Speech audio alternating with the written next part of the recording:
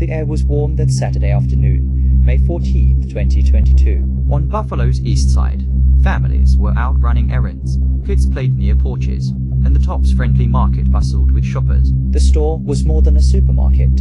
For many, it was a lifeline, the only major grocery store in a neighborhood that was mostly black, mostly working class, and too often overlooked by city planners. Inside, regulars greeted one another. A grandmother bought snacks for her grandchildren. A security guard stood near the entrance, scanning faces with the relaxed patience of someone who had worked the job for years. A retired police officer, Aaron Salter Jr., had been protecting this community long before this shift. But at 2:28 p.m., the peace shattered. A white SUV rolled into the parking lot. The driver was Payton Gendron, just 18 years old, clad in military gear. His helmet carried a mounted camera, broadcasting live to the internet. His weapon was marked with white paint, hateful slogans, and the names of other mass shooters scribbled across its frame. He stepped out, raised his assault rifle, and opened fire. The first shots tore through the air, striking people in the parking lot before they even saw him. Shoppers screamed, running for cover. Inside, panic spread as the gunman stormed through the doors. Salter, the security guard, drew his weapon and fired back, a moment of pure courage. But Gendron's body armor stopped the bullet. He turned his rifle, and Salter was killed instantly. For 2 terrifying minutes, Gendron stalked the aisles, targeting black shoppers with chilling precision. He spared a white man cowering on the floor, muttering, "Sorry," before moving on. By the time it ended, 10 black Americans were dead, 3 more wounded. Mothers, fathers, grandmothers, brothers' lives ended in seconds. Live streamed to the world. The attack was not random. It was racially motivated terrorism. Investigators quickly uncovered Gendron's 180-page manifesto, posted online, dripping with white supremacist ideology. He wrote of replacement theory, the racist lie that white Americans were being replaced by minorities. He had driven hours from Conklin, New York, to specifically target Buffalo's east side. Because it was predominantly black, the country reeled. Buffalo wept. Vigils lit the streets at night. Names of the victims echoed in prayers.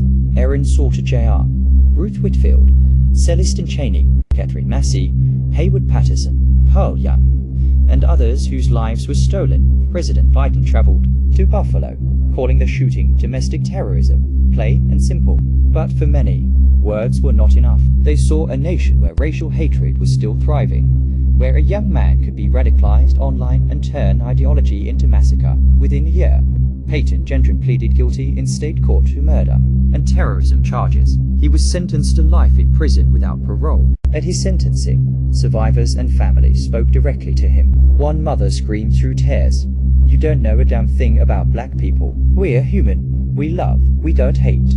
The courtroom shook as Gendron sat expressionless, offering only shallow apologies. In February 2023, during the sentencing hearing, chaos nearly erupted. A grieving man from the community lunged toward the shooter, yelling that he deserved death. Court officers restrained him. The pain in the room was unbearable. Still, justice seemed delivered. The shooter would never walk free again. Or so it seemed, but beyond state charges, the US government brought its own indictment. Federal hate crimes and domestic terrorism charges. Unlike the state trial, this one carried the potential for the death penalty. For years, the case wound through federal courts. Survivors prepared to testify again. Families braced themselves for reliving the horror. And then, in August 2025, a new controversy erupted. Gendron's defense attorneys filed a motion to dismiss the federal indictment. Their argument: the grand jury that indicted him was too white. They claimed the panel failed to reflect the racial makeup of Erie County and excluded minorities, particularly black jurors. By law, grand juries must represent a fair cross-section of the community. If the defense could prove otherwise, the entire indictment could be thrown out. The irony was staggering. Here was a white supremacist who had meticulously planned the slaughter of black people, now invoking racial fairness as his shield. In court, the defense argued, every defendant, regardless of their alleged crimes, is entitled to a jury that represents the community. Mr. Gendron is no different. The prosecution fired back. This motion is not about fairness. It is a cynical attempt to delay justice. The defendant massacred black citizens in cold blood and now wants to use race as a legal loophole. Families of victims sat in the gallery, stunned. To them, it felt like another cruelty, their loved ones murdered because of race, and now the killer using race to protect himself. Judge and jury watched as the debate unfolded. The tension thick in the courtroom air. The motion struck a raw nerve in America. It forced the nation to wrestle with contradictions. Yes, the Constitution promises even the worst criminals the right to a fair jury. Yes, jury pools often underrepresent minorities, a systemic flaw critics have long highlighted. But the optics of this defendant raising the issue were unbearable.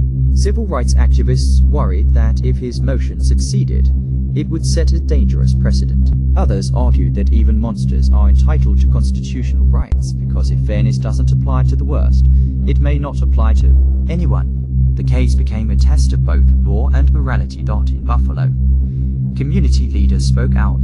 "This man is trying to twist justice," one pastor said at a vigil. "He did not care about fairness when he gunned down our mothers and fathers. He cannot use our pain to escape accountability." Survivors echoed at anger. "This isn't about justice," one said. "It's about him trying to stay in the headlines. He should be forgotten, not empowered." Yet legal scholars admitted the defense's motion wasn't entirely baseless. Jury representation has long been a problem in America, and if not challenged, it remains broken. The paradox was clear. The case of a white supremacist might end up forcing reforms that benefit people of color. As of now, the judge has not ruled on the motion. The families wait. The city waits. America waits.